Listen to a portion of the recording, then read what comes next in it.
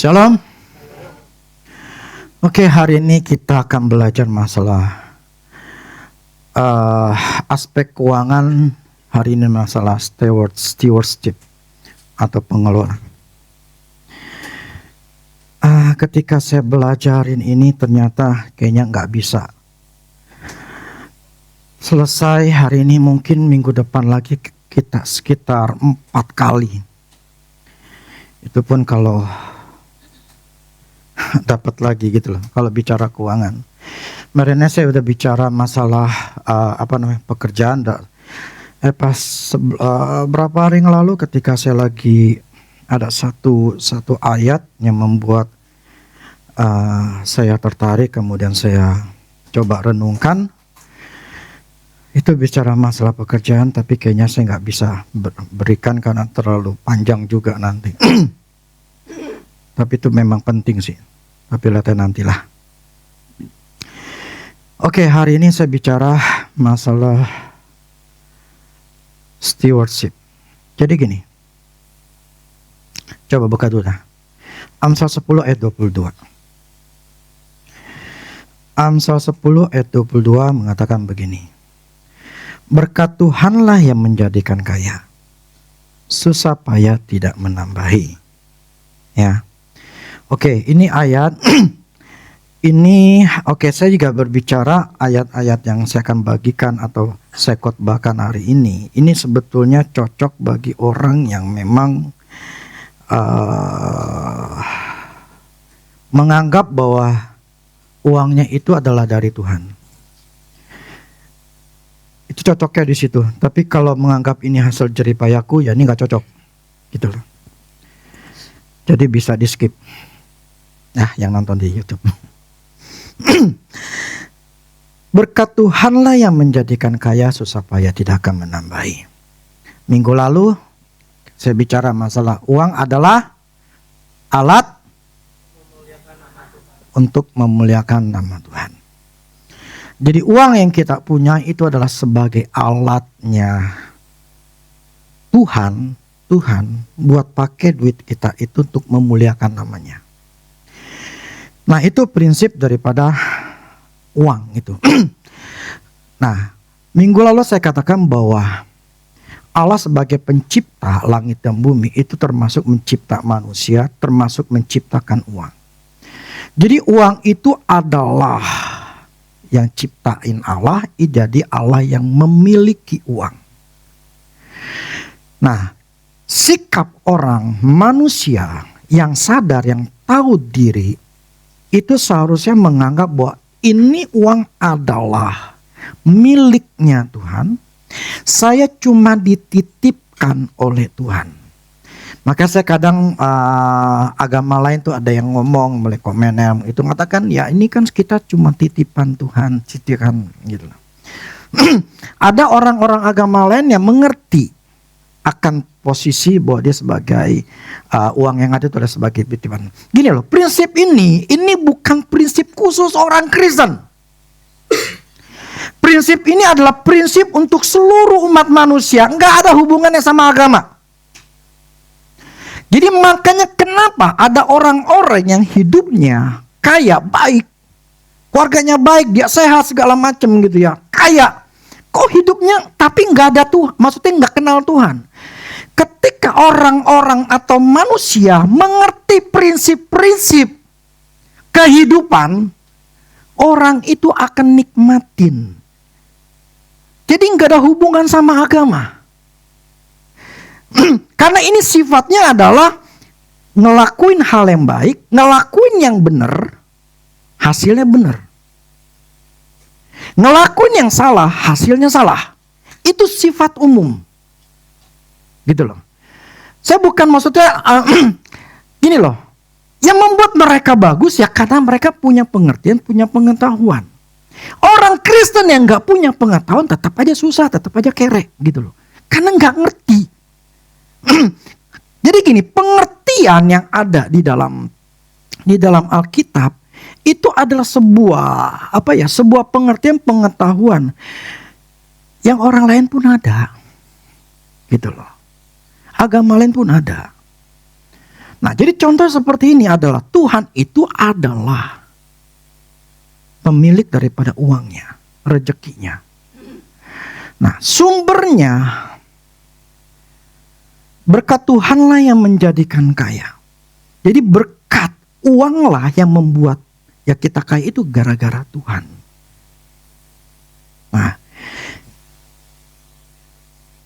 Nah, kemudian begini, ketika orang sadar bahwa dia adalah dikasih titipan uang dari Tuhan, sehingga dia merelakan atau menjadikan dirinya sebagai seorang pengelola. Jadi prinsipnya kedua adalah ini. Prinsip kedua kemarin kan saya sudah ngomong cuma sedikit sekali. Prinsip kedua di dalam masalah aspek keuangan adalah Tuhan adalah pemilik, manusia adalah pengelola. Ini prinsip keduanya. Tuhan adalah pemilik, manusia kita ini adalah pengelola. Nah, arti kata pengelola adalah orang yang mengelola, orang yang bertanggung jawab untuk mengendalikan, menyelenggarakan suatu kegiatan organisasi atau perusahaan. Jadi pengelola itu seperti manajer lah. Contoh gini, saya kan di perumahan saya ini saya termasuk salah seorang pengurus. Nah, dari pengurus itu di bawahnya itu ada pengelola. Gitu. Pengelola ini kita maunya apa, pengelola nurutin. Kita punya planning, kita punya rencana. Nih, kita mau bikin gini, cari vendornya, cari bla bla segala macam lah. Jadi kita tuh yang sebagai yang punya kuasa memberikan kuasa atau menyuruh pengelola ini untuk ngelakuin apa yang kita mau. Nangkap ya? Jadi kalau perusahaan itu kayak orang manajer, apa yang punya duit, gitu loh, pemilik usaha.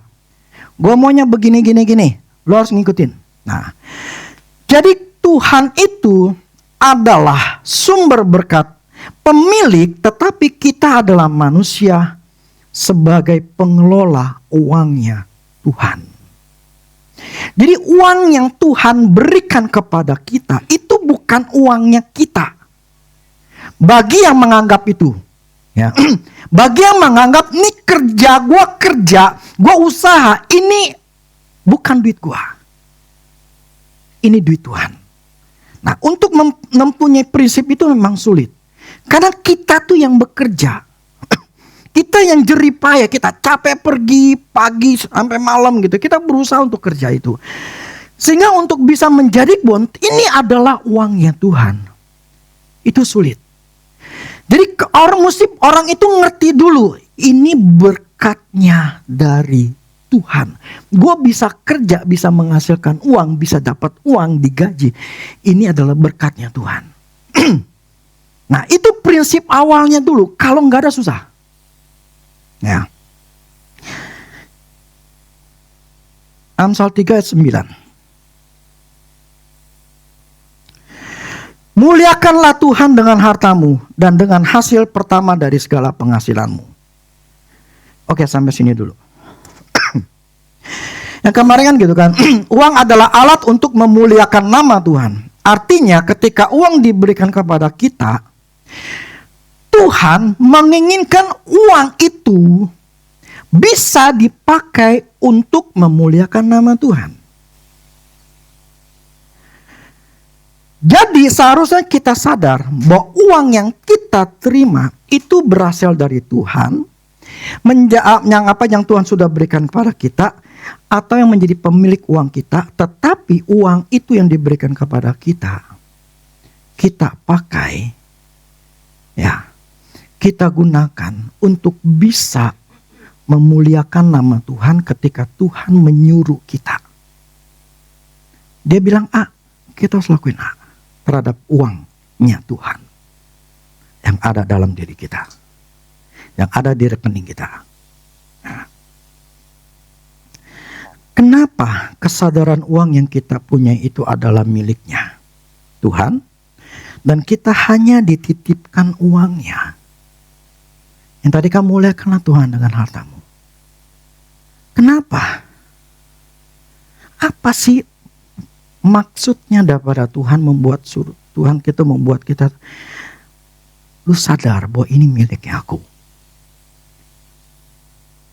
Cuma titipan. Matius 16 ayat 19 sampai 21. Janganlah mengumpulkan harta di bumi. Di bumi ngengat dan karat merusakkannya, pencuri membongkarnya serta mencurinya. Tetapi kumpulkanlah bagimu harta di sorga.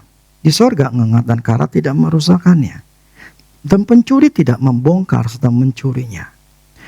Karena di mana hartamu berada, di situ juga hatimu berada. Tak seorang pun dapat mengabdi kepada dua tuan.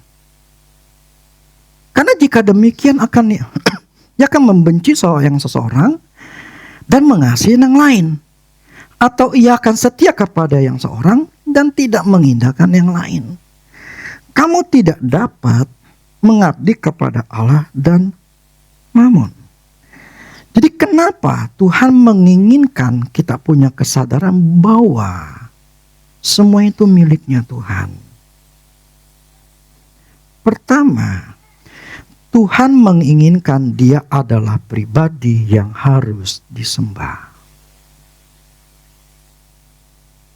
Kamu tidak bisa mengabdi kepada Allah dan kepada Mammon. Nggak bisa. Pasti satu yang dikasihi, yang disayangin, yang satu pasti dibenci. Ada satu yang disukai, ada satu yang nggak disukai. Nggak bisa dua-duanya. Nah, kan repot. Sedangkan kita butuh uang. Nah, begini.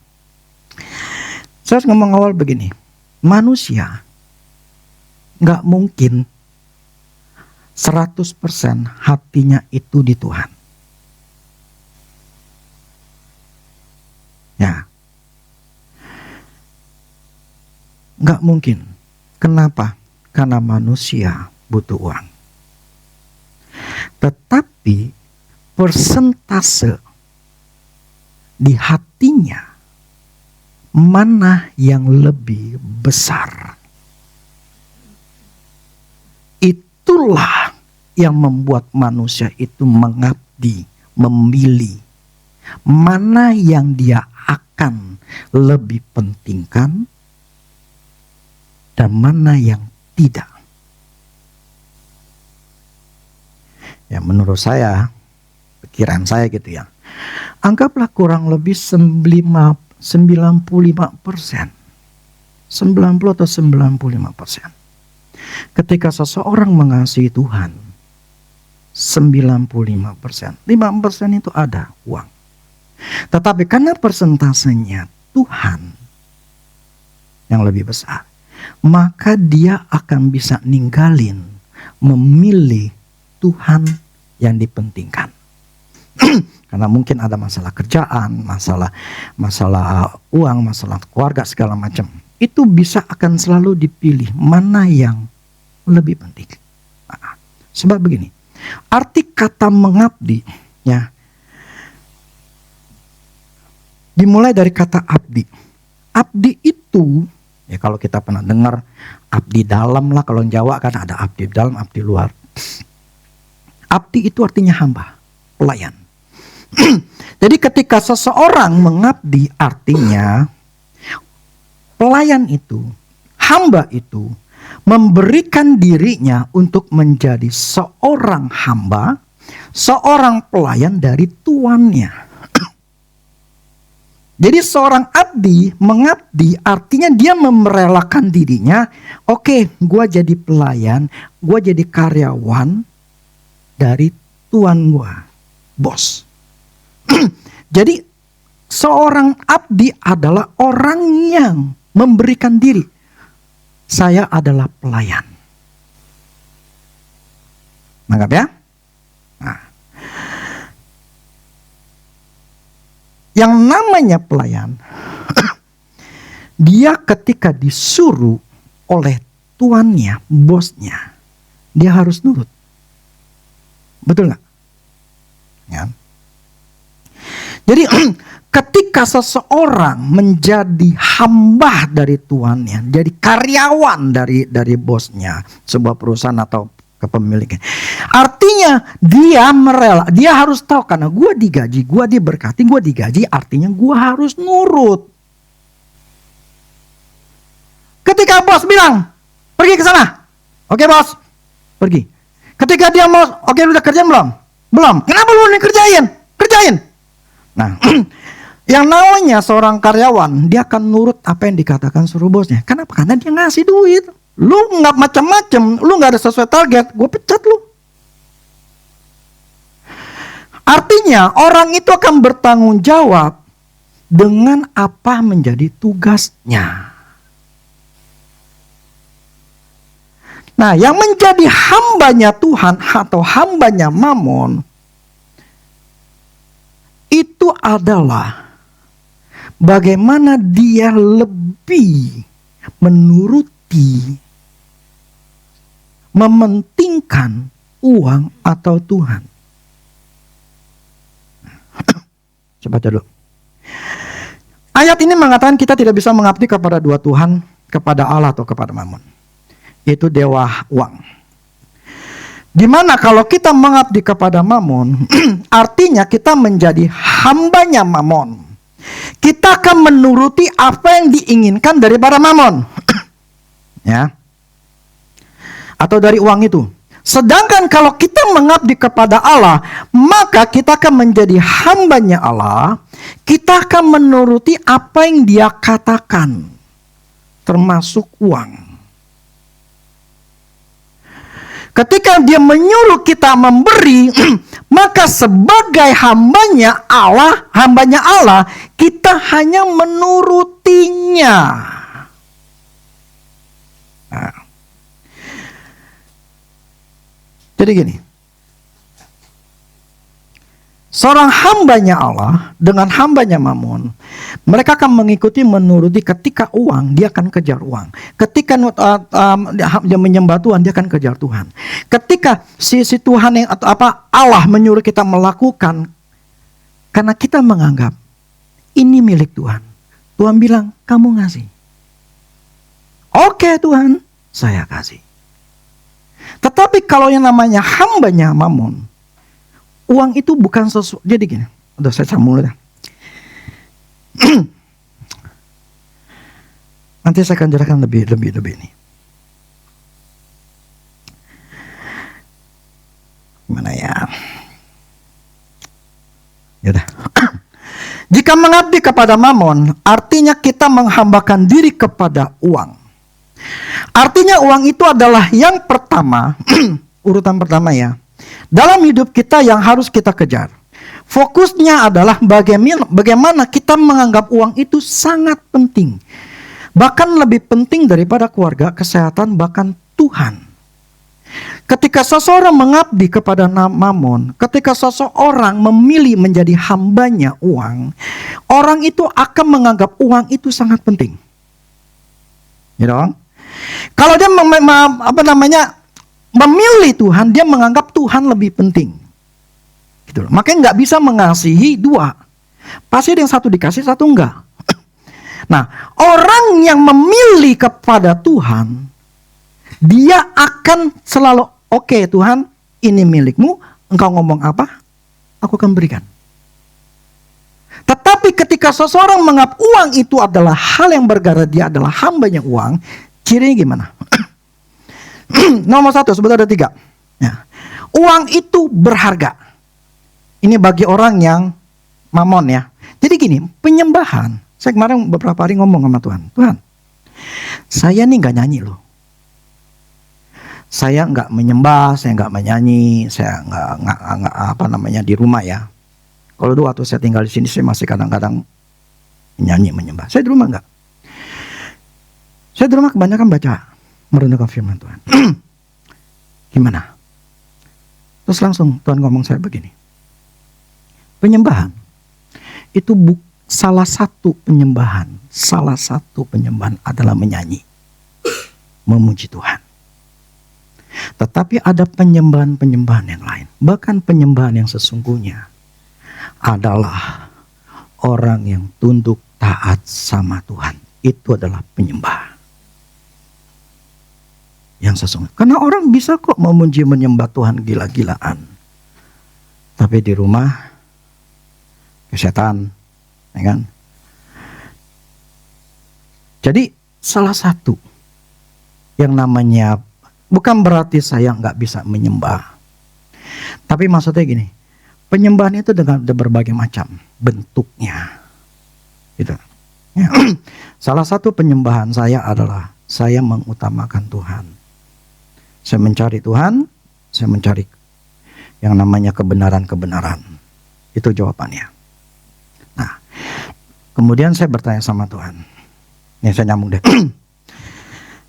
Orang yang menganggap bahwa uang itu berharga, ya, arti kata berharga adalah barang yang bernilai tinggi, bermanfaat yang besar, dan mahal harganya. Itu berharga artinya. Ya. Ketika uang dianggap yang berharga, maka itu yang akan dikejar. Karena bernilai tinggi. Dia akan mementingkan karena uang itu berharga. Karena dia sangat butuh. Nah, itu yang akan dia kejar. Bahkan lebih penting, bisa malah lebih penting daripada keluarga, kesehatan, bahkan nomor satu pun Tuhan, itu pun tidak penting. Maka dia akan tetap memilih untuk cari uang, ngejarin uang. Maka dia akan berusaha kerja keras. Bagaimana caranya berpikir? Caranya bagaimana gue bisa menghasilkan uang? Ya itu, bisa ninggalin Tuhan, bisa ninggalin ya kerja, sampai keluarganya nggak diurus, ya. Dan juga ada namanya akhirnya menjadi sangat pelit. Kenapa? Takut kehilangan uang yang berharga. Salah satunya menganggap orang itu pelit karena uang itu berharga. Uang itu bukan karena berharga, tidak boleh sembarangan, apalagi disuruh memberi. Ini berharga sekali. Nggak bisa sembarang kalau gua keluarin duit, apalagi seseorang yang gimana ya, nggak bisa, ini berharga. Nah itu ciri dari pertama adalah orang itu yang penyembahannya itu bukan kepada Tuhan tapi kepada Mamon.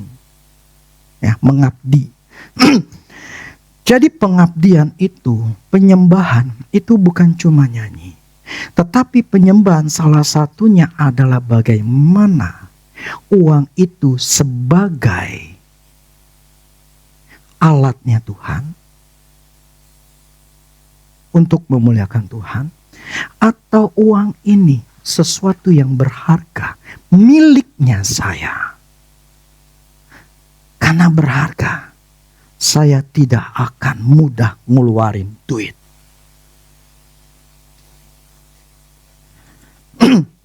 Yang kedua, serakah. Orang yang serakah adalah orang yang selalu mau lebih. Udah dapat duit 10 juta, mau lebih. Nah, kenapa saya pernah ngomong, ketika dapat 10 juta, jangan cukup 10 juta. Tetapi kita harus maju untuk lebih. Kenapa saya ngomong gitu? Karena itu adalah tergantung tujuannya. Tujuan orang itu mau mendapatkan lebih apa? Ketika tujuannya adalah untuk mementingkan dirinya, untuk bisa nikmati lebih banyak uangnya, untuk bisa beli ini, beli itu, pergi kemana, pergi. Karena hatinya tujuannya adalah untuk dirinya sendiri. Uang itu adalah alatnya dia untuk bisa nikmatin. Tetapi yang kalau dari Tuhan, orang yang berpikir ini adalah milikmu Tuhan, ini titipan. Ketika engkau menyuruh aku untuk memberi, ini uangmu, aku beri. Dan ketika Tuhan menambahkan, Tuhan aku mau lebih lagi, karena itu, kenapa? Ini uang milikmu Tuhan. Nanti akan selanjutnya. Prinsipnya adalah gini, kita bisa untuk mendapatkan yang lebih asal hati tujuannya bukan untuk diri sendiri. Yang ketiga, orang yang mengabdi kepada Mammon karena dia menganggap bahwa kalau gue punya uang, gue aman. Jadi keamanannya ada di uang. Rasa aman jika punya uang banyak. Bukan Tuhan yang menjadi keamanannya.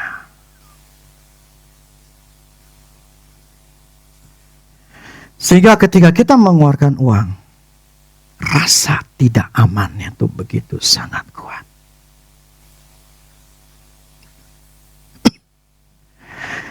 Jadi yang namanya Mammon itu melambangkan godaan untuk menaruh kepercayaan hidup seseorang itu pada harta dan kekayaan duniawi. Bukan kepada Tuhan. Itulah orang tidak bisa mengabdi kepada Allah dan kepada Mammon. Karena pasti ada yang dia harus buang. Hati persentasenya seberapa banyak hati kita di uang, itulah yang kita pikirkan. Tetapi ketika hati kita di Tuhan, ini Tuhan ini milikmu. Ketika Tuhan ngomong kepada kita, beri. Oke Tuhan, saya beri. Tapi orang yang hatinya di uang nggak bakal bisa. Sulit sekali. Dia akan mempunyai yang namanya pertimbangan. Pertimbangannya dia ngomong, Tuhan saya kan butuh ini. Banyak sekali yang harus dipertimbangkan, sehingga ketika dia memberi tidak bisa beri. Kan dia bilang, Tuhan ini uang tidak bisa diberikan atau keluar dengan mudah. Makanya orang yang hatinya di uang tidak akan bisa atau sulit sekali untuk memberi. Karena itu bukan uangnya dia. Bukan uangnya Tuhan, uangnya dia. Makanya tadi awal saya katakan, ini gak cocok kalau yang menganggap bahwa uang gue dapat gaji, gue dapat usaha, keuntungan, ini gara-gara gue kerja. Ini gara-gara gue usaha. Ya jelaslah ini milik gue. Orang keringat gue kok. Nah, ini hanya cocok bagi orang yang terbuka, yang mulai membuka diri. Oke Tuhan, ini uangmu. Aku hanya dititipkan uang. Jadi, engkaulah yang pemiliknya. Saya cuma pengelola, stewardship. Engkau bilang apa, saya lakuin. Nah, begini. Firman katakan gini kan, di mana hartamu berada, di situ juga hatimu berada.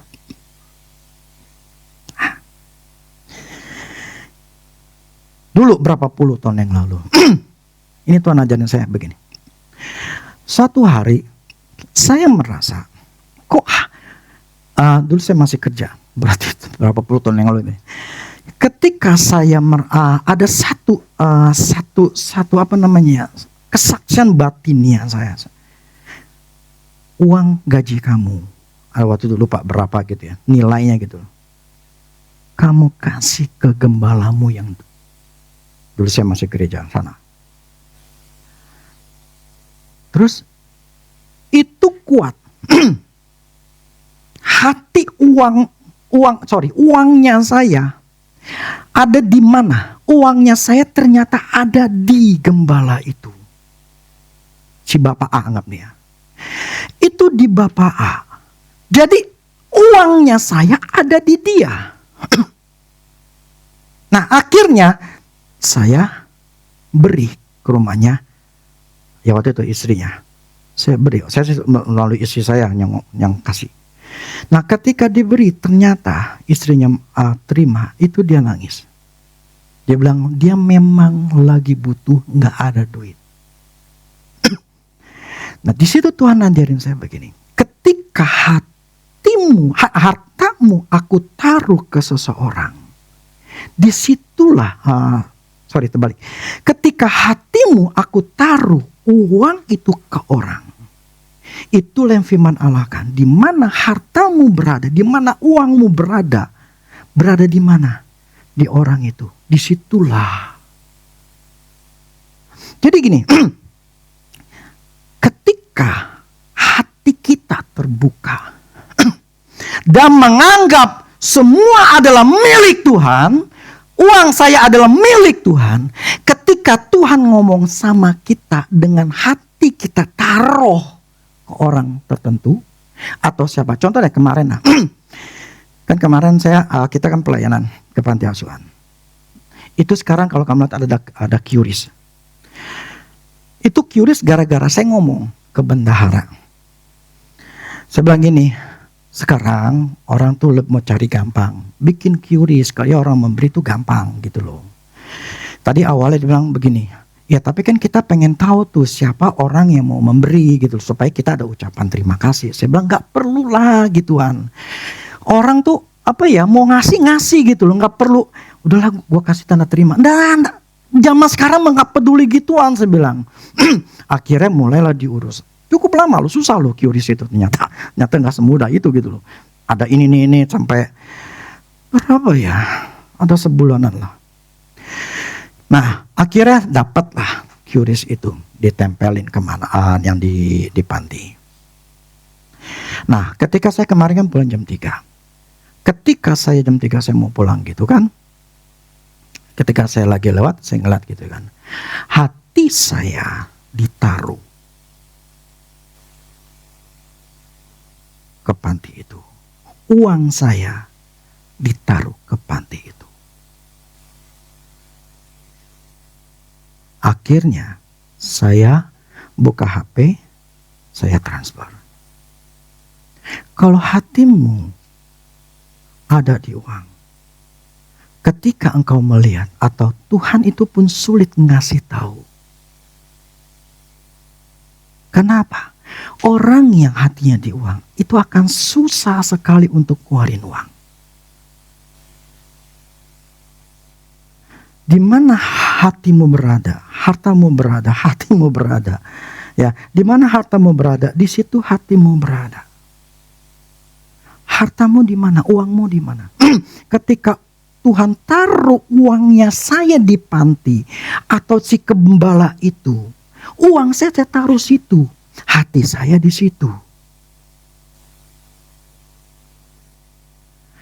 Kalau uangmu nggak ada di situ atau hatimu nggak di situ, kamu nggak akan beri. Nah, Tuhan cari orang-orang yang menganggap uangnya itu milik Tuhan. Kenapa? Kalau dia menganggap uangnya milik Tuhan, mudah sekali Tuhan akan ngomong, lu kasih. Karena gua naruh hati lu di situ. Nangkap ya? Itu arti kata, di mana harta kita berada, disitulah hati kita berada. Ketika kita menyadari uang itu adalah milik Tuhan, lalu Tuhan menaruh di hati kita untuk memberikan uangnya itu ke seseorang, ke gereja atau yang lain, maka kita adalah abdinya Tuhan. Abdinya Allah yang nurut dan setia.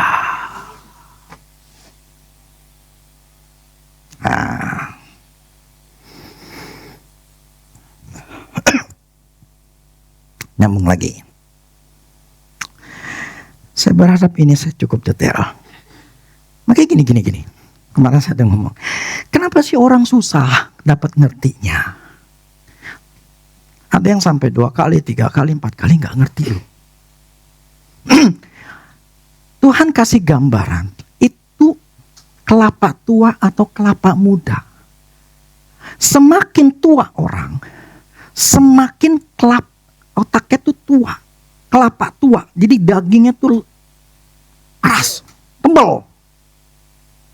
Jadi ketika firman mau masuk, pengertian mau masuk, susah diserap. Karena udah kepenuhan. Nah kalau kita sering ngomong bahwa orang tua tuh karatan lah. Ya. Keraknya banyak, gak bisa diomongin. Karena memang sudah terbentuk. Gak bisa. Susah sekali. Jadi ketika ada saran, saya kasih tahu, itu susah berubahnya. Bukan karena apa ya? Ya memang ada kebebalan. Semua manusia ada bebal, termasuk saya gitu loh. Cuman yang saya maksud gini, susah berubah karena kerak, tebal gitu loh. Jadi untuk orang ngerti firman, ngelakuin, setengah mati buat orang tua. Untuk berubah itu susah sekali. Nah, makanya ya saya ngerti. Makanya ketika saya mulai mengerti, belajar sama si Salomo, ini saya pelepasan membersihkan otak saya yang penuh, yang dengan sampah-sampah dunia, hal-hal yang dunia, yang kesimpan dalam diri saya. Untuk mendapatkan yang baru, mesti punya memori otak yang fresh. Nah, jadi kalau kita mau mengerti, butuh usaha yang keras. Tapi sejak saya kemarin pelepasan demi pelepasan, saya ketika baca beginian lebih mudah menyerapnya. Jadi kalau kita pengen mudah, buang dulu. Nah, terus nyambung. Firman kata gini, janganlah kamu mengumpulkan harta di bumi, tapi kumpulkanlah bagimu harta di surga. Saya rasa kita semua pada bingung. Gimana sih ngumpulin harta di surga? Gimana duitnya duitnya fisik ke surga? Gimana caranya? Jangan ngumpulin harta di bumi, tapi di surga. Banknya surga di mana ya? Gue pengen transfer nih. Ya kan? Nomor rekeningnya apa Tuhan? Banknya namanya apa Tuhan? Oke, saya jelasin. Arti kata mengumpulkan. Karena harus kita tahu artinya tuh apa, ngumpulin tuh apa gitu loh ya. Mengumpulkan adalah membawa atau menjadikan sesuatu agar berkumpul di satu tempat. Ya tahu? Seperti kita mengerahkan orang, yuk kita kumpul, demo di Senayan, gitu kan. Jadi membawakan, ya membawa atau menjadikan sesuatu, ini orang gitu ya, agar berkumpul di satu tempat. Barang lah tuh, itu di satu tempat. Jadi yang harus kita kumpulkan, uang kita itu tempatnya di surga. Kalau firman katakan surga itu tempat. Kerajaan surga sekerajaan Allah. Yang namanya surga itu tempat. Jadi kita mengumpulkan, membawa uang kita ada di surga. Bagaimana cara ngumpulin di surga? Kadang kan kita ada di bumi. Betul gak? Ya. Ada yang bingung dulu? Surga artinya tempat di mana Allah berada. Nah, ketika Allah yang di surga itu menempatkan uang kita, maksudnya dia memberikan kepada kita uang kepada kita, kemudian kita berikan di mana hartamu berada, di situ hatimu berada. Artinya pada waktu kita memberi, Allah yang di surga, ya, Allah naruh kita, beri, ya. Kita sedang ngumpulin yang kita beri, uang itu menaruh uang kita tuh di surga. Jadi gini, apa yang terjadi pada saat kita memberi, karena Tuhan menyuruh kita memberi, adalah ada dua jalur. Yang pertama, uang itu diberikan secara fisik kepada seseorang atau kepada ya yang kita mau beri. Yang kedua, ternyata uang itu secara roh dikumpulin di surga. Ketika kita memberi, ternyata dua jalur. Satu ke fisik dunia, satu ke Tuhan. Jadi Tuhan ngomong gini, kumpulkan harta di surga, di mana ngat gak akan ada, curi nggak bisa dicuri. Jadi ketika engkau memberi, engkau tuh lagi ngumpul masuk ke rekeningnya Tuhan. Anggap gak?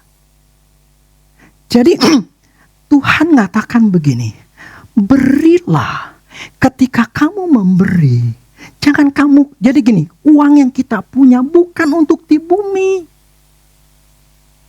Tapi uang yang kita punya kumpulin di surga. Cara ngumpulin gimana? Beri. Ketika engkau memberi, ting, langsung masuk ke rekening kita di surga. Nah, orang yang tidak suka memberi, ya tetap adalah memberilah. Di sini kan kita ada persembahan. Ya sudah, rumahnya RS. Oh, RS. Rumah sederhana. Apalagi yang tidak memberi, rumah RSS. Rumah sangat sederhana. Atau sama sekali, maksudnya gini, dia selamat dari pas udah mau mati dia selamat. Nggak, ini benar atau enggak, benar terserah lah ya. Orang itu sama sekali nggak membeli, rumahnya RSSS. Rumah super sangat sederhana. Apa yang kita tabur, uang yang kita tabur, itu akan menunjukkan seberapa kayanya kita di surga. Kita tidak suka memberi, kita pelit. Demikian di sorga nanti. Kita hanya orang biasa, tidak punya kekayaan.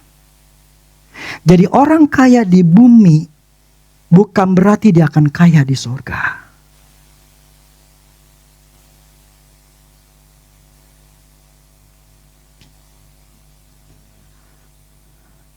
Anggap. Makanya nanti saya akan bicara lagi itu masalah memberi. Ada lagi satu lagi yang saya nangkap, ada yang si sebenarnya Kenneth Hagin ngomong gini. Tapi saya nggak akan ngomong sekarang. Saya kasih gini. Seringkali orang itu benar dalam memberi,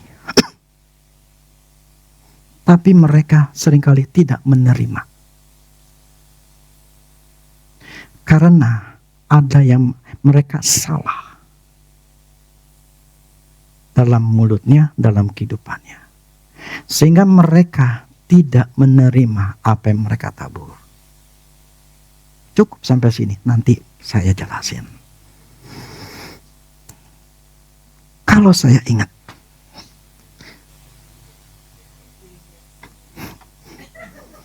cari sendiri. Karena gini loh, dulu kan saya harus katakan, Tuhan, ini masalah uang, banyak kasih diomongin, banyak. Tahu nggak, uang itu nyawanya manusia. Seorang penyembah sejati adalah ketika uangnya tidak ada di hati. Uangnya di Tuhan. Oke, saya nyambung dulu deh. Jadi, lihat kan banyak sebetulnya. Jadi masih pelan-pelan deh ya. Oke. Tunggu. Jadi ketika yang terjadi pada saat kita memberi, karena Tuhan menyuruh kita memberi. Yang pertama, uang itu diberikan secara fisik kepada seseorang, ya, yang ada di bumi. Yang kedua, uang itu akan diberikan dan secara roh itu dikumpulkan di kerajaan surga. Jadi, makanya Tuhan mengatakan, janganlah kamu ngumpulin harta di bumi. Percuma, kita ujung-ujungnya mati.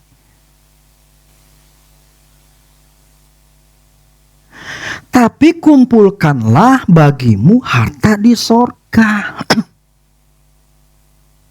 Sebab ketika nanti kita mati ke sorga, kita kaya.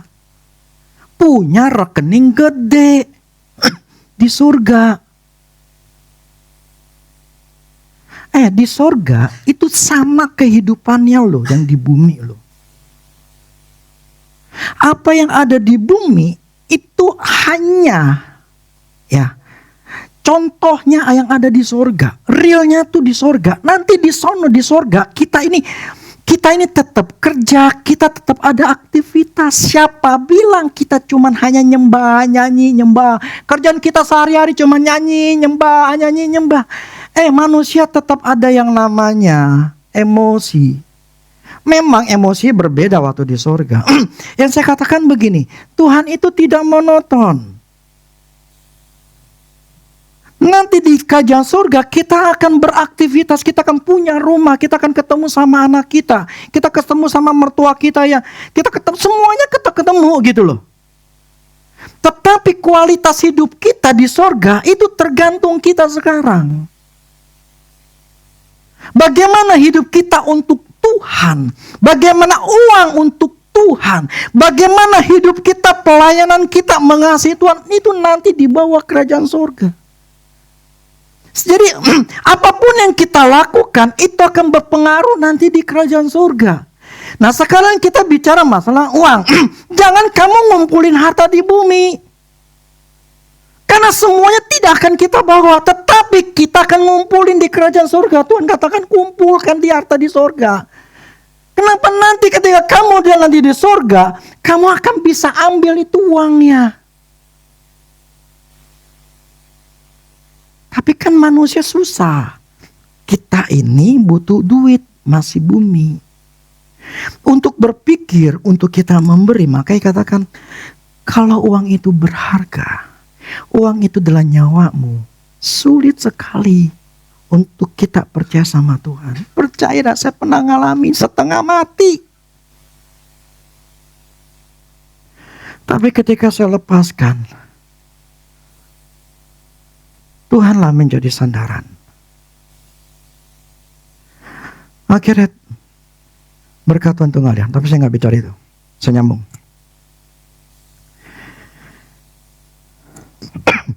Oke.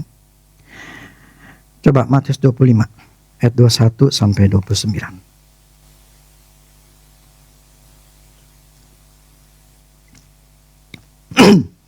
Maka kata Tuhan itu kepadanya, baik sekali perbuatanmu, hai hambaku yang baik dan setia. Engkau telah setia dalam perkara kecil, aku akan berikan kepadamu tanggung jawab dengan perkara yang besar. Masuklah dan turutlah dalam kebahagiaan Tuhanmu. Karena setiap orang yang mempunyainya, kepadanya akan diberi. Sehingga ia berkelimpahan. Tetapi siapa yang tidak mempunyai apapun juga yang padanya akan diambil daripadanya. Jadi gini, ini kan bicara masalah talenta. 5:21. 5 dan 2 itu melakukannya yang benar, maka dikatakan hambaku yang setia dan baik. Nah, ketika orang itu diberikan dan kekayaan dengan uang yang Tuhan berikan, kemudian orang itu menjadi pengelolanya yang baik untuk bisa nyalurkan berkatnya dari Tuhan kepada orang-orang yang Tuhan taruh dalam hati kita. Orang itu setia. Ketika Tuhan suruh ngomong, di mana hartamu berada, uangmu dikasih itu, hatimu berada. Nah, orang itu ketika dia setia, Tuhan akan memberikan kepercayaan yang lebih lagi dengan memberikan uang yang lebih besar. Kenapa Tuhan lihat? Oh, ternyata hati lu gak di uang. Gua suruh lu ngasih, lu mau. Lu gak ngegerutu, lu gak kekep, lu tetap ngasih. Gua bilang suruh ke sono, lu ngasih. Lu situ, lu ngasih. Berarti lu bisa dipercaya. Kalau gua kasih lu lebih, hati lu gak di uang. Gua kasih lebih.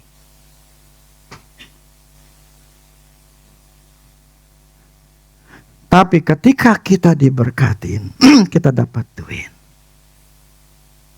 Tuhan suruh, kamu beri. Jangankan suruh beri orang, persepuluhan aja gak beri. Kamu beri.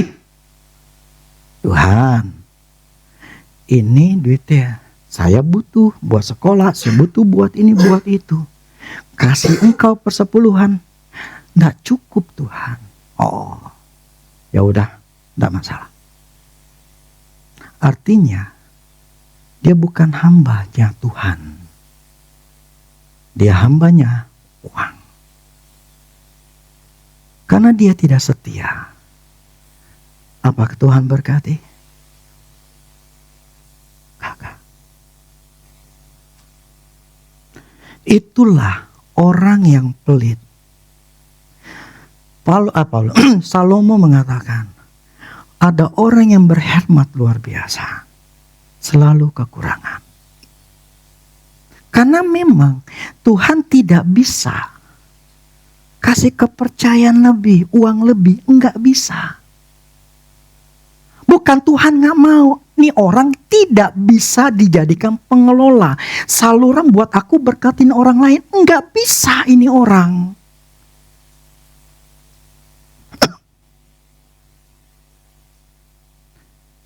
Kamu yang pernah, saya nggak tahu masing-masing deh ya. Orang yang pernah memberi, anggaplah persepuluhan.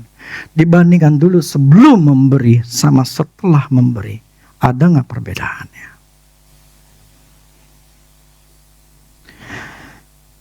Atau sudah memberi, tapi tidak setia, berhenti, tidak memberi lagi. Kamu lihat aja perbedaannya. Jadi makanya gini, ini ayat khusus adalah untuk orang yang mau menyediakan dirinya. Saya sebagai hambanya Tuhan. Nah, orang yang itu yang setia. Coba, Lukas 16 ayat 10.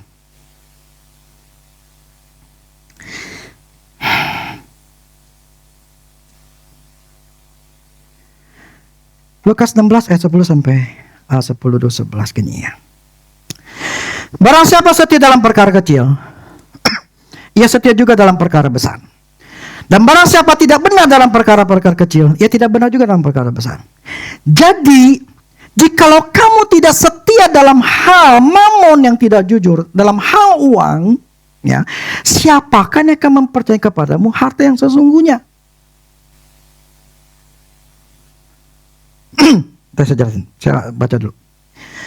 Ketika kita diberikan dengan kekayaan atau uang yang dari Tuhan, kemudian kita sebagai hamba yang setia menjadi pengelola yang baik, steward yang baik, untuk bisa nyalurin berkat yang dari Tuhan itu kepada orang yang Tuhan taruh dalam hati kita. Maka Tuhan akan memberikan kepercayaan yang lebih lagi dengan memberikan uang yang lebih besar lagi. Demikian seterusnya.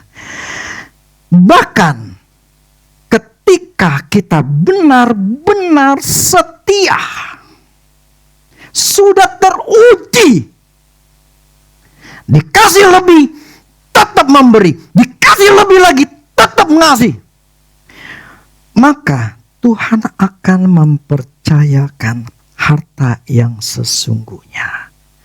Apa itu harta yang sesungguhnya? Kalau dalam bahasa Inggrisnya, true rich.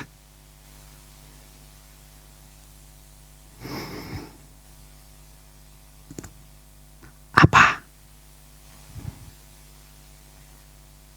True rich adalah harta yang berlimpah yang Tuhan sudah siapkan bagi orang yang mau, yang sudah teruji.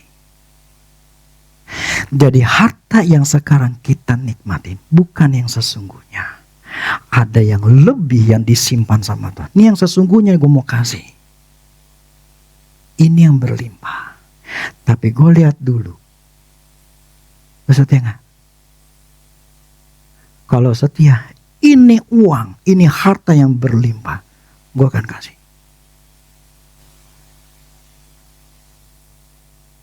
Itu yang jarang orang bisa dapatkan. Karena uang adalah nyawanya manusia. Makanya orang yang mengerti uang adalah orang yang berani memberi.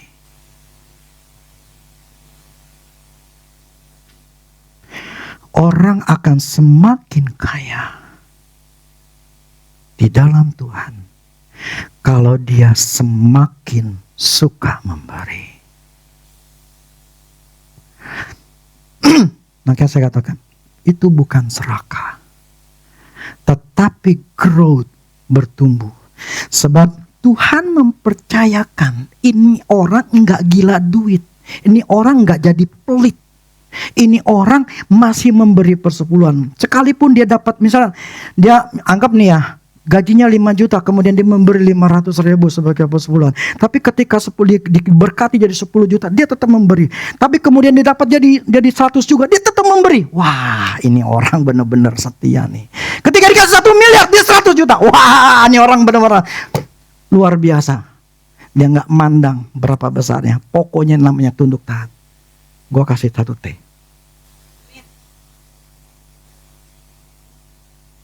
Yang sesungguhnya gue akan kasih.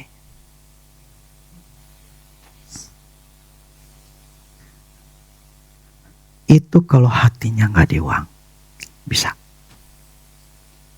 Yang hatinya di uang, gak bakal bisa. Yang masih ada negative thinking, yang masih mikir-mikir, ini gak cocok. Kalau kamu tidak setia dalam hal mammon yang tidak jujur, siapakah yang akan percayakan kamu harta yang sesungguhnya? Siapa yang mau ngasih? Gua kasih gitu aja lu gak setia. Lu udah mikir. Tahu gak kenapa hamba Tuhan yang kaya sebetulnya? Contoh si Jasim. Dia kata gini, hobi saya itu adalah memberi.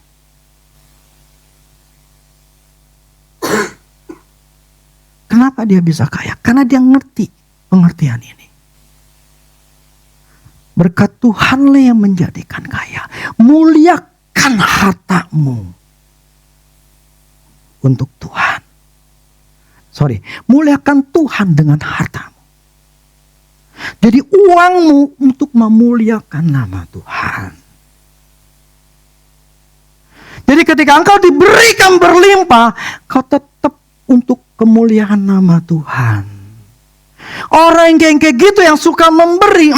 Contoh waktu si Jesse pernah ngomong cerita pada waktu satu hari dia ketika dari pelayanan, dia lagi makan di restoran. Ada seorang yang pelayan layangnya biasa kan menyajikan. Ketika dia menyajikan, Tuhan ngomong sama dia, berikan kepada dia. Maksudnya apa Tuhan? Bayarin kuliahnya. Akhirnya dia ngomong, dipanggil, kamu bla bla, ya kamu kenapa kamu kerja? Ya karena saya harus membiayai hidup saya plus sama kuliah saya. Kamu kuliah di mana? Kuliahnya cukup bagus, bukan yang murahan gitu ya. Oke, saya bayarin kamu. Maksudnya, saya akan bayarin uang kuliah kamu. Itu perempuan, itu anak gadis itu nangis. Dia mengucap syukur sama Tuhan. Uang adalah alat untuk memuliakan nama Tuhan. Siapa di sini yang mau dipakai Allah? Untuk uangmu dipakai untuk memuliakan nama Tuhan.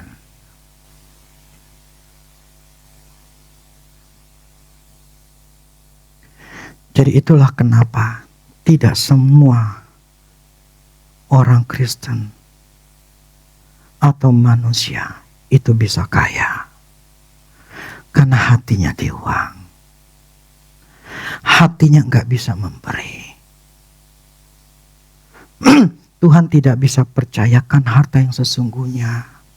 Dia gak bisa yang namanya kekayaan yang dia punya itu diberikan kepada orang yang kikir, yang pelit, yang tidak mau memberi. Tak bisa. Bahkan bisa menghancurkan dia. Makanya firman katakan itu orang yang menginginkan kaya jatuh dalam masa pencobaan. Kenapa? Hatinya di uang. Ngelihatnya untungnya doang. Padahal caranya adalah hati nggak boleh di uang. Ketika diberkati, memberi. Itu caranya Tuhan. Tapi caranya dunia atau orang yang di hati doang, dapat duit, gua kekep. Gua pegang, ini berharga. Kasih ke orang tua, kasih ke mertua, kasih ke anak. Aduh, ini buat masa tua gua. Kalau saya, masing-masing orang berbeda. Saya tidak berpikir, saya ya, masing-masing orang beda. Saya tidak berpikir bahwa saya harus punya tabungan di hari tua.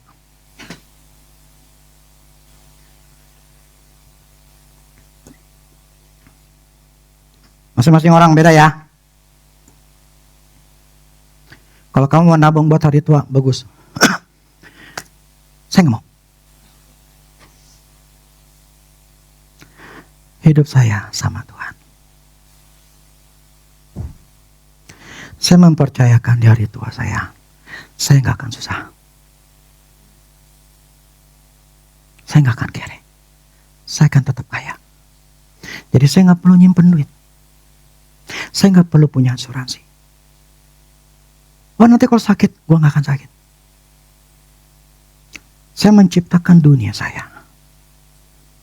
Ya kalau nggak punya iman atau seyakin itu jangan. Belilah asuransi. Nabunglah. Jangan ngikutin saya. Nabung buat hari tua kamu. Itu bijaksana. Punya asuransi. Supaya menjaga dirimu dari asetmu. Karena asuransi adalah satu menjaga aset. Supaya asetmu tidak tergerus karena penyakit. Jadi asuransi itu adalah menjaga uangmu tetap utuh pada waktu hari tua. Itu asuransi. Jadi kalian harus bisa punya asuransi untuk menjaga supaya hidupmu terjamin di sana di hari tua. Itu masing-masing orang beda. Saya berpikir, saya menciptakan hidup saya. Saya nggak ambil itu. Ya, masing-masing orang berbeda. Kenapa begitu? Saya mau ciptain begitu. Kita lihat aja nanti saya di hari tuanya kayak apa. Ya? Toh saya akan hidup sampai tua. Kita lihat apa yang saya omongin benar atau enggak.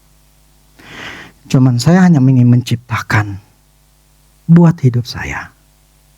Buat istri saya dan keluarga saya adalah seperti itu. Istri saya punya. Karena dia pengen menginginkannya.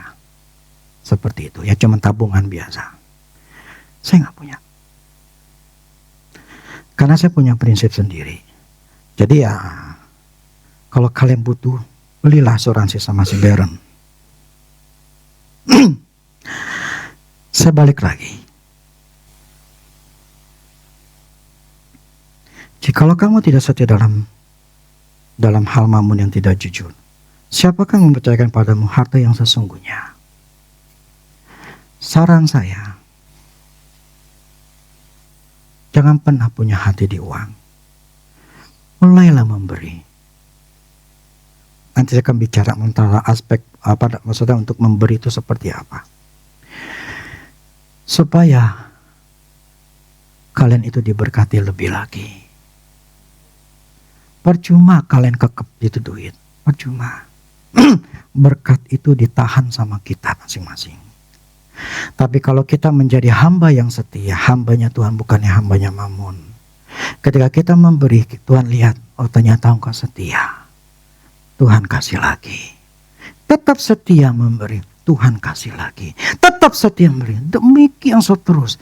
Uang kita akan selalu bertambah. Karena kita memang mau dipakai sebagai alatnya Tuhan. Diberkati untuk memberkati. Hanya orang-orang yang punya hatinya mau merubah ke Tuhan baru bisa. Tapi otak yang sudah tua atau otak yang sudah terpatri susah dan harus mendobrak. Usahanya keras untuk baru bisa. Makanya saya menanamkan ke anak saya berkali-kali. bayar persepuluhan. Kau mau beli, beli. Jangan takut ketika kamu mau beli apa, kamu beli. Pakai uang yang ada untuk kamu beli, beli. Jangan pernah rasa takut ketika ngeluarin duit. Kalau kamu rasa takut ngeluarin duit, itu hatimu di uang. Jangan. Ketika Tuhan suruh kamu beri, beri. Karena saya tahu inilah kunci utama itu untuk diberkati dengan caranya Tuhan.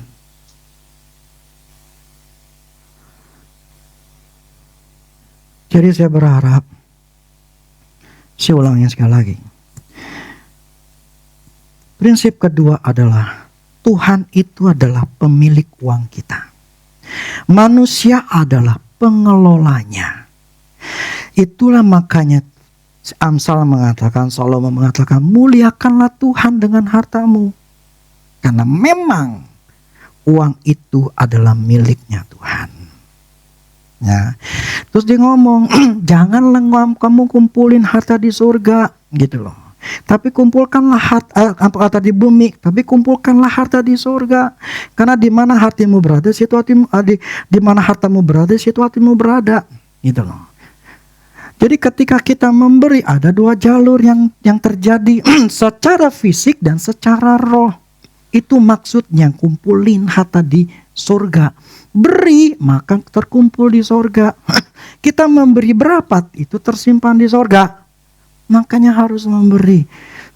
Kedua itu jangan mengabdi kepada nggak bisa mengabdi kepada dua Tuhan. Kamu nggak bisa ngabdi kepada Allah dan kepada Mammon, nggak bisa. Gitu loh. Kita harus pilih Tuhan. Dari mana? Dari hati kita penuh dengan uang. Pertama, uang itu akan menjadi berharga buat kita. Yang kedua, kita akan menjadi serakah.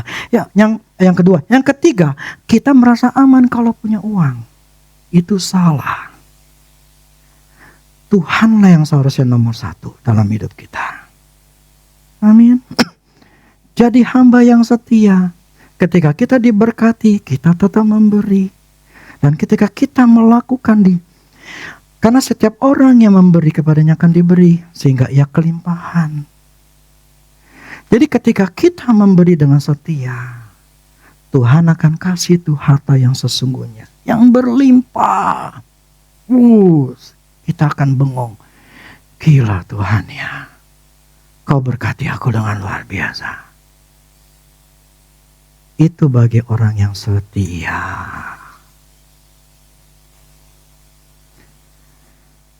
Jadi harta yang sesungguhnya adalah ketika orang yang setia itu dipercayakan kekayaan yang Tuhan sudah persiapkan yang berlimpah.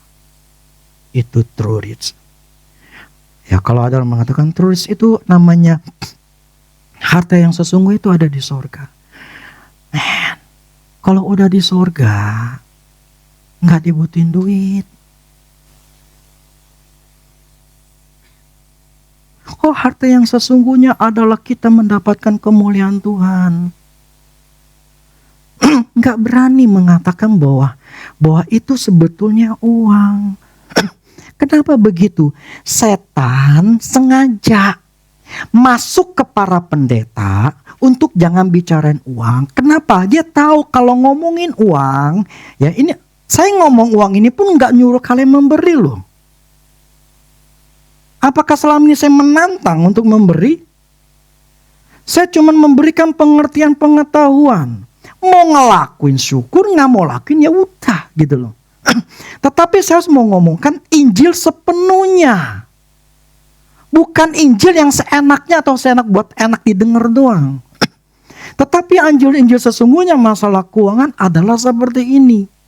Di mana uang itu adalah miliknya Tuhan, kita cuma dititipin. Setelah mati ya udah nggak ada, kita nggak megang uang. Tapi di sorga uang kita ada. Seberapa kita kaya di sorga itu tergantung seberapa banyak kita memberi.